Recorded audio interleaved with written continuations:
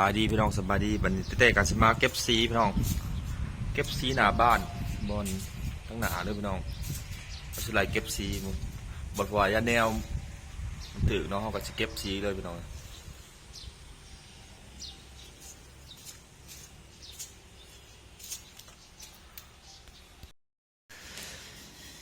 ทำอะไรอยู่กันนะ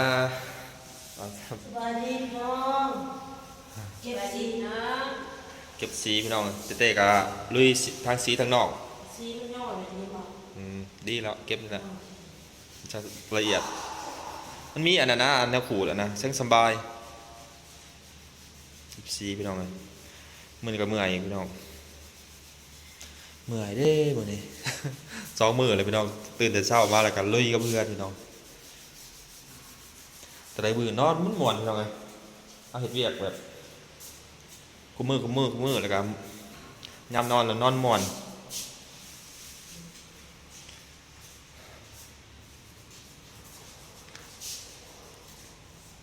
บอกอ้ายกับมาเลยพี่น้องมือแรงกับอันน่ะตั้งเสาไฟฟ้าพี่น้องแล้วก็เลยอันบอกอ้ายสิมาซอยหน้าข้อไก่มาข้อไก่ก็สิข้อไก่ใหม่อีกง่ายโบกข้อไก่เป็นสีเป็นงานยาดอกน้อยๆอย่างโง่ยามันมีเอาต้นใหญ่ๆครับต้นก้อนใหญ่มันก็จะนอนดีนั่นแหละเก็บสีพี่น้องด้านในกับปัสสาวะทางด้านในกับของเก็บของเก็บเครื่องมันเป็นกระโหลกกระโหลกต้นแตกยังก็เก็บออกไปนอกพี่น้องเป็นดอทเป็นยังเก็บใส่ถุงเดียวพี่น้องเก็บเมียนแบบนี้เริ่มอนามัยมือพี่น้องนี่จุ่มน้ำเด้อนี่นะจุ่มน้ำเจ้าเห็นบอกเปื่อนนี่จุ่มน้ำเสร็จแล้วจึงเสร็จเอาตัวนี้ก่อนเอาแล้วบอกเก็บงานพี่น้องอนามัยแล้วเริ่มอนามัยเลยเด็กก็เกือบทุกมื้อพี่น้องตื่นเช้ามาแล้วก็มาอยู่กับเพื่อนเนี่ย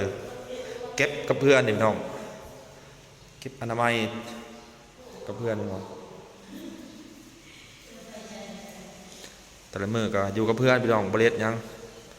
มาอยู่กับเพื่อนเนี่ยพี่น้องเก็บอนามัยดีใจเลยพี่น้องเลยแล้วเลยมีแต่เฮาเก็บทุกมื้อเก็บจุดใดมันบ่คักเฮาก็แก้จุดใดบ่งามก็ท่าพี่น้อง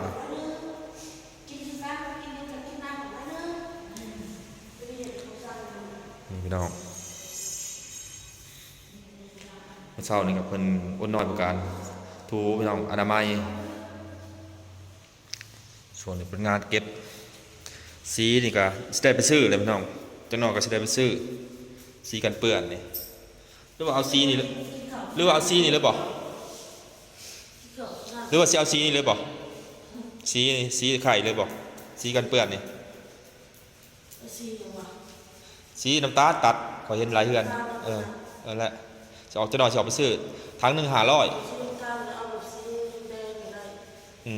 สีประตูใหม่เนาะแบบใครจะหน่อยจะออกไปซื้อ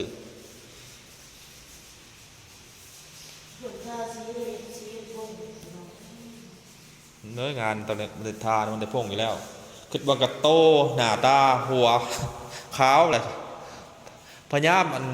พยายามระวังชุดท่ามันก็ได้คือเก่าพี่น้องแบบมันไม่ได้ติดนะเห็ดกับสีพี่น้องเห็ดกับยังกับมันได้ติดหรือแล้วก็เวียกมีแต่อยู่ของการหมดแล้วมียังติดการเลยเวียกอันนี้กระเป๋าเป้ทาสีทายังใส่ออกเงินได้เรียบร้อยแล้วน้อยตัวทำไมเลยทาสีเงินใส่ใหม่มันพุทธาเสร็จเรียบร้อยก็เห็นขอบกันเลยว้าวมีสิ่งเลยเขาทาสีแน่นแบบถึงหน้านั่นแหละต้นทางนั้นเนาะบดสิ่งเนาะนั่นแหละทางในเนาะเอาสีนั่นก็งามเลยสีทางด้านนอกเขามาทามันเป็นแบบอันน่ะสีอันน่ะมัน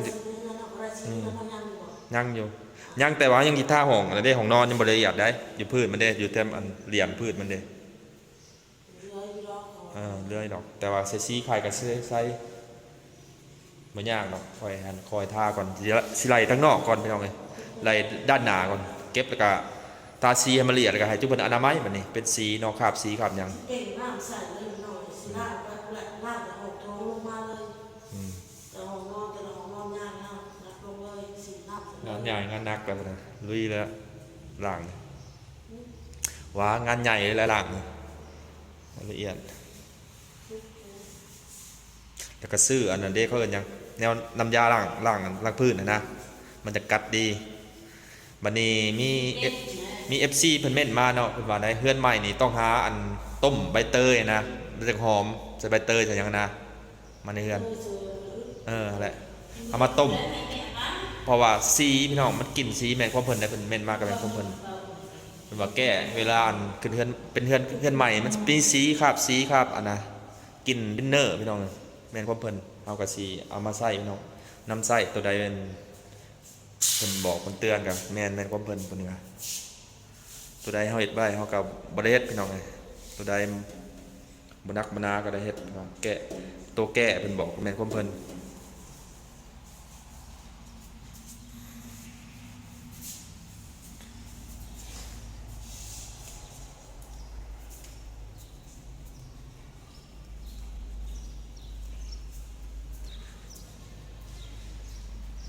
มาทางนอกด้านนอกพี่น้อง เอามาอ้ายสบายดีเนี่ยเอากลับมาแต่บ้านเสร็จอาสาวอีกไปได้เห็นเอื้อนเห็นไผเห็นเอื้อนเอื้อนในเอื้อยเป็นกันแล้วมือสรุปกับบริมาพี่น้องเลยกินทอดอยู่พี่น้องกินแบ่สรุปงานพี่น้องหักกะซีฮะเนี่ยอันประมาณ4-5 โมงกับฮะเนี่ยมาสรุปในหนึ่งพี่น้องกินเลือดปอกเลือดแป้งนี่แหละพี่น้องในด้านนอกเขาก็เก็บเลยพี่น้องเริ่มละเอียดเลยพี่น้องถ้าประมาณ2 ลำด้านนอกเขาแล้วก็เสาพี่น้องเก็บไปนำ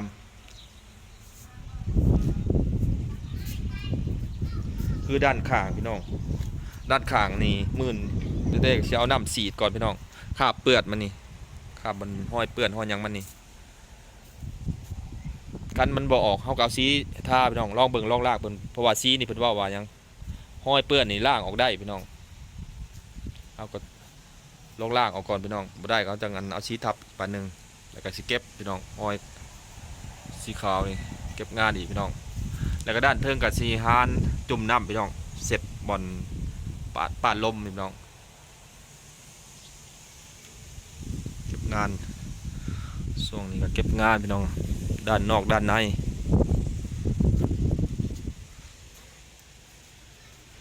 เมื่อยอยู่พี่น้องแต่ว่าก็ดีใจพี่น้องไงเป็นรูปเป็นร่างนะมีแห้งเลยพี่น้องมันแล้วทุกจุดเลยแต่มือกับลุยกับเพื่อนบริไปใส่พี่น้องไง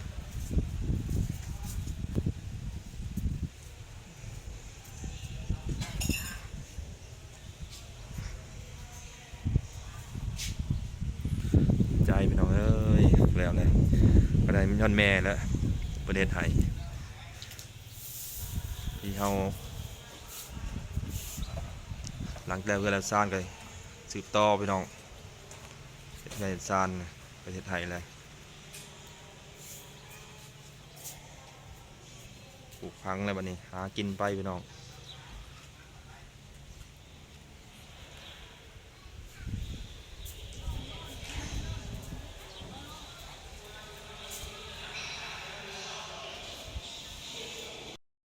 เอาพี่น้องคลิปนี้ก็จะได้ขอลาไปก่อนพี่น้องเอาลาไปก่อนพี่น้องเจอกันคลิปหน้าพี่น้องสบายดีลาไปก่อนพี่น้อง